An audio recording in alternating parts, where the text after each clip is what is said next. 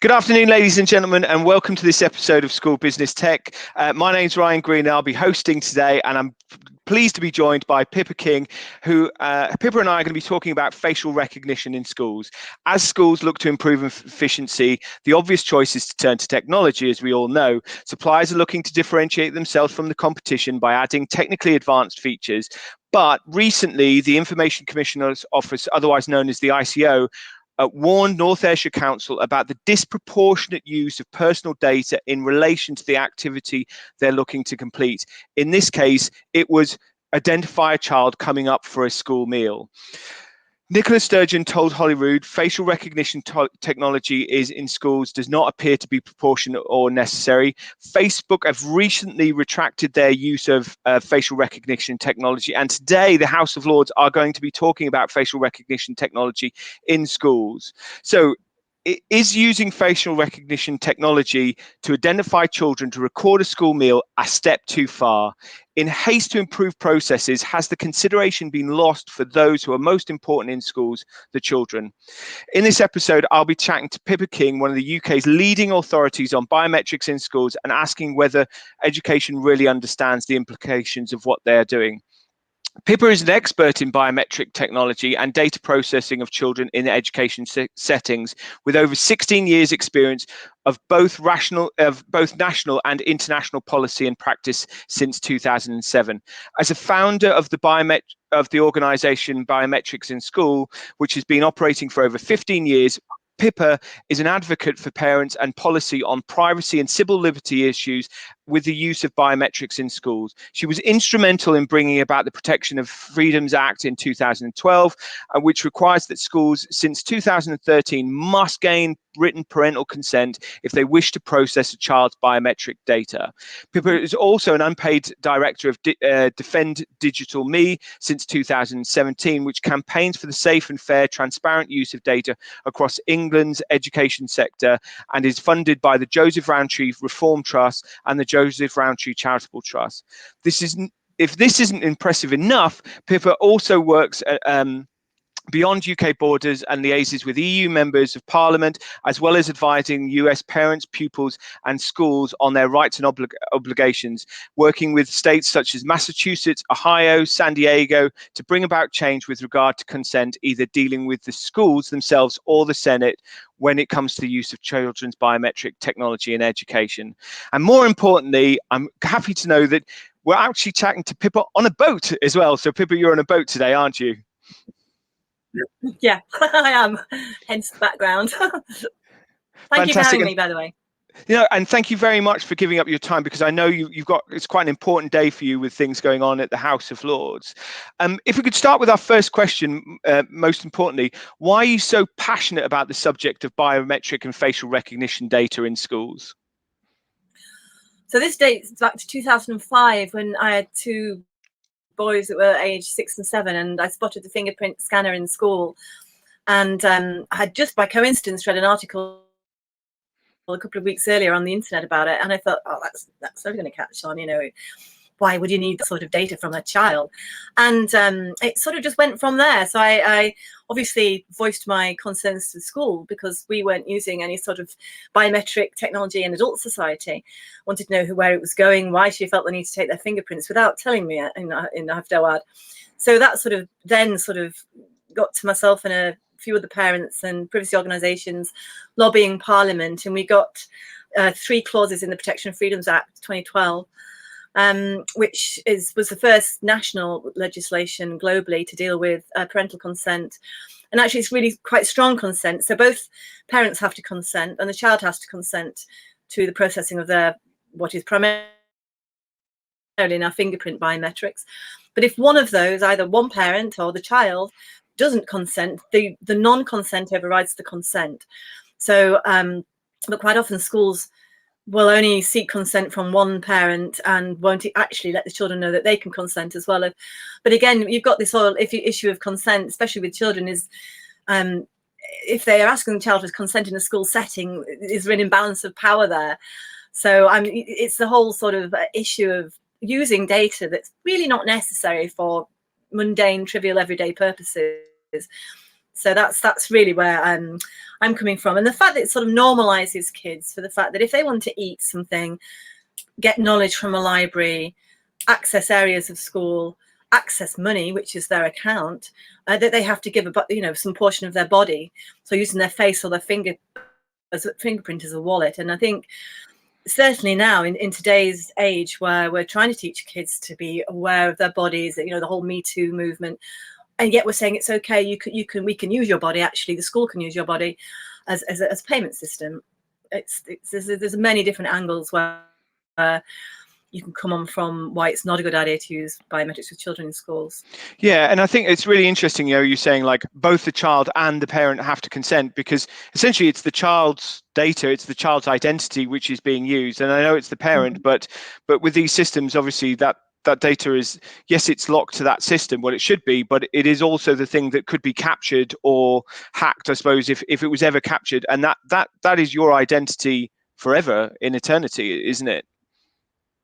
Yeah, it is. And so rightly so, when you're dealing with biometric facial images and fingerprint images, it isn't a facial image or the fingerprint that's there. The system will take a sort of 40-digit number string from the salient points on your face or your fingerprint. And that type of data is far easier to transfer between databases. The sharing of fingerprints between different security agencies across the world aren't done as photographic fingerprints. They're done as very complex algorithmic strings. So, in a sense, sort of transferring that sort of data to police forces, which I haven't been able to determine whether or not UK police have ever accessed the school database. I have asked them under Freedom of Information twice now, and first time they came back and said, well, it's going to cost too much to answer that question, so we're going to cite Section 12 of the Freedom of Information Act. And that was virtually 96% of all the police forces said that. I think 2 said no, and the other said, oh, we don't know about that. So I've just asked, it's interesting if I just ask them again, because obviously now it's not just a fingerprint that's considered a biometric that can go into a police database, it's now a photograph. Right. So I resent the same Freedom of Information request. So I sent that out in 2013, and that was the answer they came back with. And then I've just resent it out, and I'm just starting to get the answers back in from different police forces, which I haven't sort of analysed yet. But of course, I've had to include face now. So is the facial, you're collecting, because that's now a biometric, and police have, facial recognition systems. They can put that within their system and do searches in crowds. And, I suppose if you're looking for lost children, then maybe, I don't know. But it's interesting because that data can go from a school to either Home Office under Prevent or police. So just with the North Ayrshire piece, then they've obviously paused the rollout of the catering system that uses facial recognition. Just for today's audience, can you just explain what is the ICO's kind of feedback on this? Why did they feel the need to intervene and have basically get in touch with North Ayrshire Council? I think partly because of the bad publicity, if I'm being honest. ICO had the heads up that North Ayrshire were doing this, certainly from myself, because I sent them Freedom of Information requests about it, which they haven't yet responded, and they're overdue. And I think the only quote I can really see from the ICO was something in The Guardian, an article in The Guardian, which said that North Ayrshire should use a less intrusive system, which absolutely they should under our own Data Protection Act, which ICO oversees.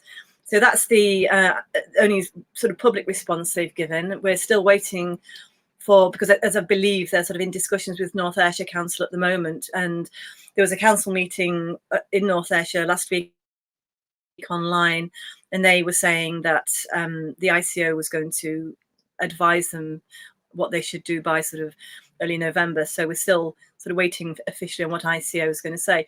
But it's interesting because the ICO has sort of backed themselves into a corner with regards to biometrics in schools, because I've been asking them under Freedom of Information, have you had issues of consent with biometric information? Do you have a list of schools that are using biometrics? If so, what type of biometrics? Do you have standards of biometrics, hardware and software that you are aware of in schools? And the ICO has just gone, no, it's not in our business model to look at that. So we have no idea what's in schools data protection wise or even standard wise for biometrics.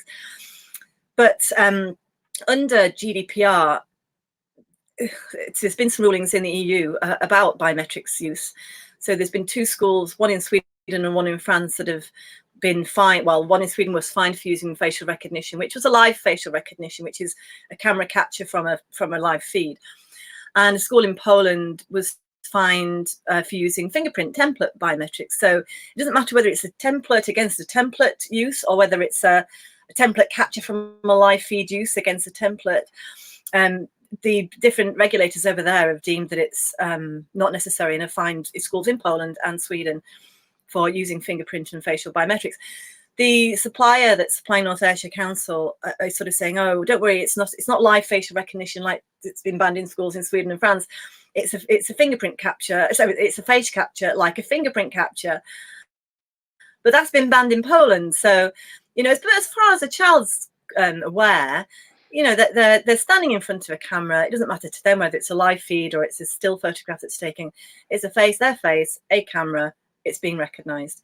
And going back to consent again, you know, are these nuances of whether it's live facial recognition, not facial recognition, that's, you know, from not a live picture, or is it retrospective facial recognition, which is from old pictures against, you know, current templates?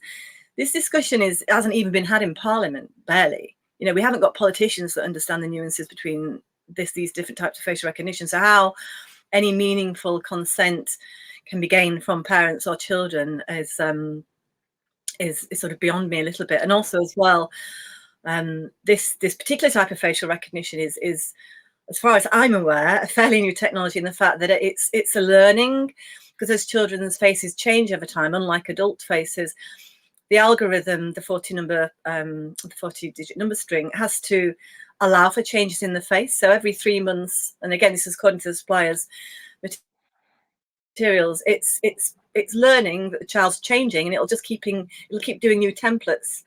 So you get this sort of evolving algorithm that grows with your face, you know. And, you know, maybe if they'd have explained this to parents and kids, you know, some more questions might have been asked from them. You know, who's manufactured that? Where was this designed?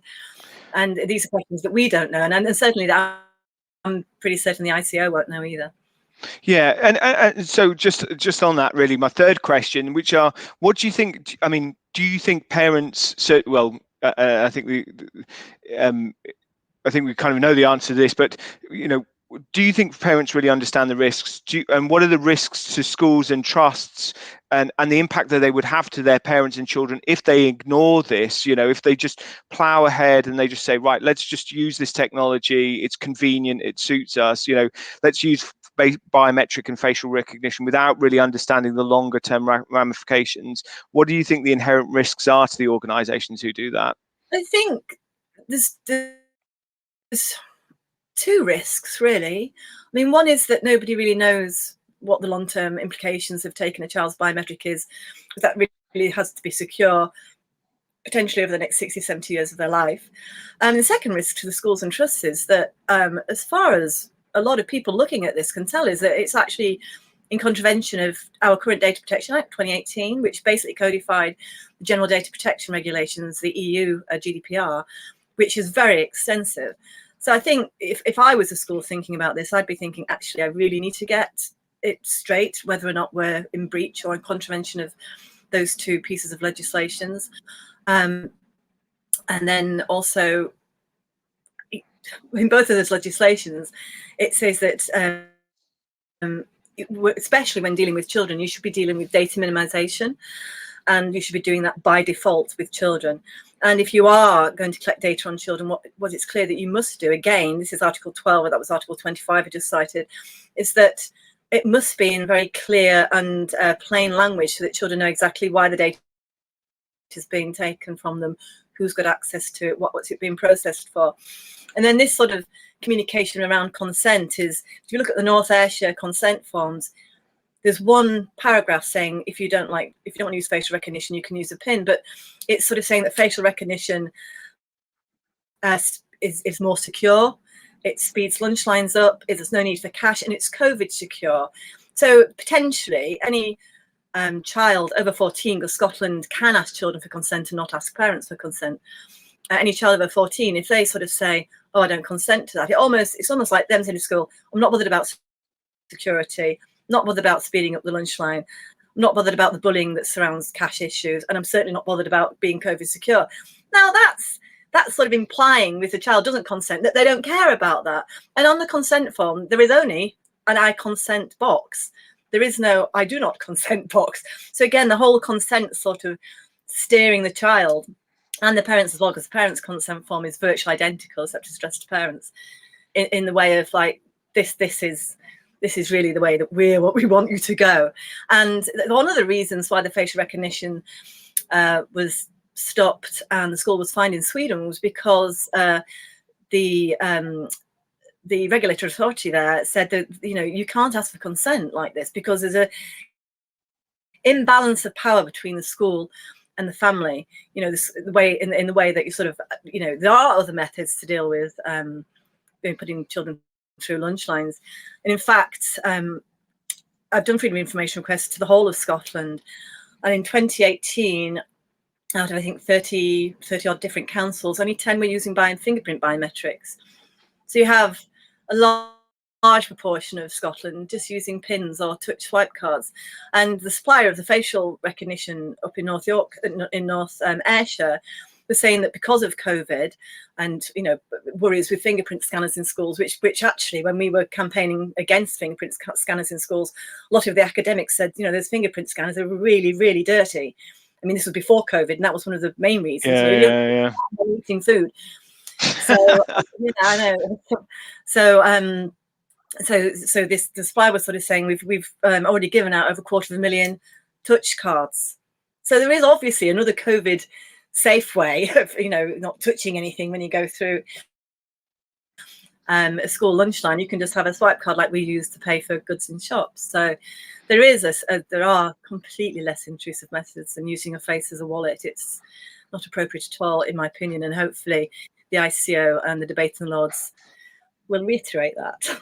Yeah, and I think it's really interesting. I remember, I mean, the obviously stuff around facial recognition has been massive recently, and it just seems to have exploded since the FT picked up the article, and then the Guardian, and there's a whole load of the press has been talking about it. Obviously, it was in Holyrood and now in the House of Lords, and I think, and interestingly, then Facebook's come out and said, you know, we're going to retract our use of facial recognition because we don't feel that it's, you know, that it's kind of there and it's still but very biased, and that, you know, there needs to be more work on that. I know they've said we're not going to stop using, you know, we're not never going to use it, but they've said, you know, it basically needs some more time to develop that technology. So it is really interesting that. But one of the comments that definitely stuck with me was somebody saying, you know, we're using border style controls for basically a child collecting a school meal, which I thought was very appropriate, because if anyone's travelled and they've seen these kind of, you know, the new kind of immigration controls with the camera and, you know, put your face there and all of that, it's quite intimidating, isn't it? My final question, which I ask everybody who comes on the show, you know, is what are your predictions for school business technology, you know, and obviously stuff around biometrics over the next kind of 3 to 5 years? Well, I think the pandemic's really altered the way in which children can learn. And don't get me wrong, I'm not against biometric technology. I think in the right circumstances, in the right industry, it has its place. I don't happen to think that's in schools. But I think I really support the use of ed tech because it is just amazing. I mean, in comparison to how we learned at school.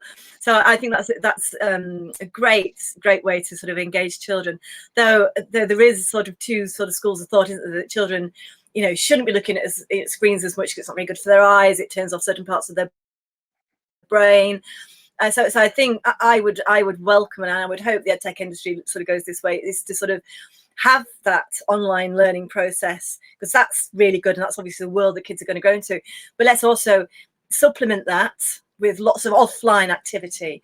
And so as a parent, my kids have now gone through university, so but you know, if I was a parent again, that's what I would look like. I don't think I'd want my kids 24/7 into that. I think I'd like to see a real combination of different styles of learning. Brilliant.